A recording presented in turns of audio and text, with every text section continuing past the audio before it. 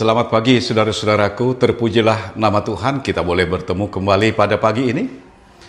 Mari saudara-saudara, sebelum kita merenungkan firman Tuhan, kita berdoa sejenak. Bapa dalam surga, di dalam Yesus Kristus Tuhan kami, terpujilah Engkau Tuhan yang menyertai kami, yang memelihara kami sampai pagi ini. Karena itu Tuhan, kami rindu untuk mendengarkan firman-Mu, karena firman-Mu adalah pelita bagi kami. Hari ini menuntun jalan kami. Terpujilah Engkau di dalam nama Yesus Kristus, Juru Selamat kami yang hidup. Amin. Saudara-saudara, firman Tuhan pagi ini terambil dari 1 Timotius 4 ayat 12. Jangan seorang pun menganggap engkau rendah karena engkau muda. Jadilah teladan bagi orang-orang percaya dalam perkataanmu, dalam tingkah lakumu, dalam kasihmu, dalam kesetiaanmu, dan dalam kesucianmu. Luar biasa, saudara. Topik pagi ini, saudara-saudara, dari firman ini adalah menjadi teladan tanpa alasan.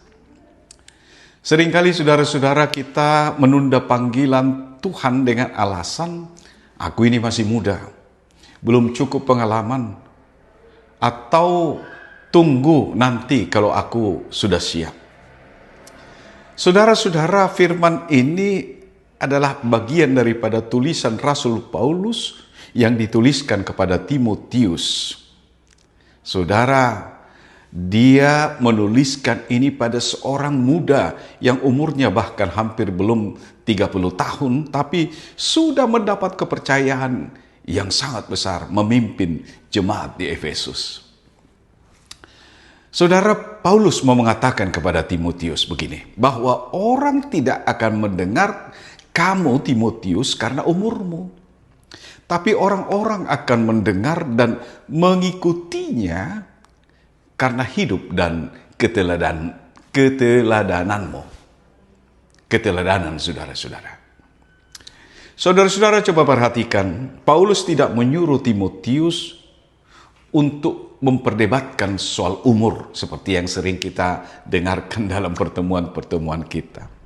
Tapi dia memberikan paling tidak 5 kunci keteladanan yang bisa dipraktekkan oleh siapa saja dan kapan saja dan di mana saja. Yang pertama, Paulus mengatakan teladan dalam perkataan.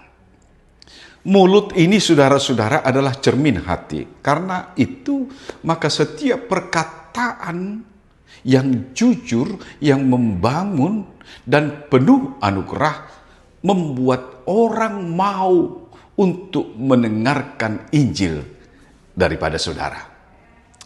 Yang kedua, teladan dalam tingkah laku. Konsisten antara mimbar dan rumah, antara ibadah dan hidup sehari-hari. Orang percaya pada apa yang mereka lihat, saudara-saudara, bukan hanya apa yang mereka dengar. Dan yang ketiga, teladan dalam kasih. Kasih itu saudara-saudara bukan perasaan, tetapi pilihan. Mengampuni orang yang menyakiti hati kita dan melayani orang yang tidak bisa membalas. Dan yang keempat, teladan dalam kesetiaan. Saudara-saudara, Tuhan kita yang baik itu mempercayakan lebih banyak kepada orang-orang yang setia. Setia dalam perkara kecil.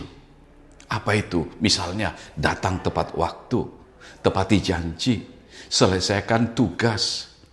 Itu kelihatannya kecil, tapi Tuhan katakan setialah pada perkara-perkara kecil. Dan yang kelima, saudara-saudara, Paulus katakan teladan dalam kesucian. Di era media sosial sekarang, menjaga kemurnian hati dan mata adalah peperangan dan berat, saudara-saudara. Kesucian jangan diartikan dengan perfeksionisme, melainkan sebuah sikap kerendahan hati untuk kembali dengan cepat bertobat saat jatuh. Jadi saudara-saudaraku, Alkitab mengajarkan kepada kita bahwa otoritas rohani lahir dari karakter, bukan daripada KTP kita. Saudara tidak perlu izin dari orang lain untuk hidup benar hari ini.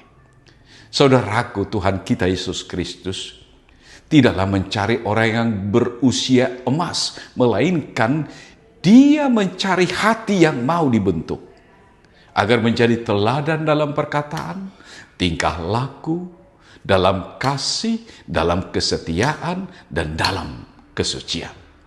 Dengan karakter ini, saudara, dengan karakter seperti ini, Injil akan dilihat dan diterima oleh banyak orang. Amin. Mari kita berdoa. Terima kasih Tuhan, kami rindu untuk menjadi teladan. Seperti yang Paulus ajarkan kepada Timotius, karena jika kami teladan, maka Injil akan diberitakan. Wajah Kristus akan dilihat orang. Wajah yang penuh damai, wajah yang peduli, wajah yang setia. Terima kasih Tuhan, karuniakan Roh Kudus-Mu untuk kami, sehingga kami boleh menjadi teladan dalam hidup beriman kami. Tuhan memberkati engkau dan melindungi engkau. Tuhan menyinari engkau dengan wajah-Nya dan memberi engkau kasih karunia. Tuhan menghadapkan wajah-Nya kepadamu dan memberi engkau damai sejahtera. Amin. Selamat pagi, saudara-saudara.